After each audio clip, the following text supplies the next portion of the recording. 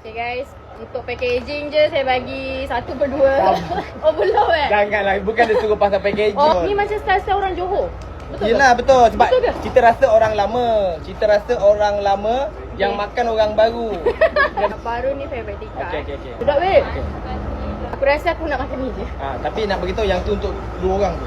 Okay guys, ni bubur dia. Panaskan dulu. Portion dia banyak guys, tak kedekut cara makan dia Okey.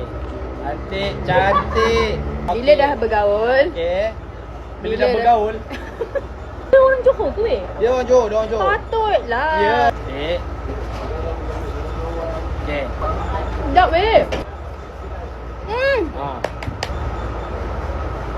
Okay, so siapa dah dapatkan bubur belauk, boleh datang dekat Wonder Factor. Terima kasih, bye-bye. Bye bye.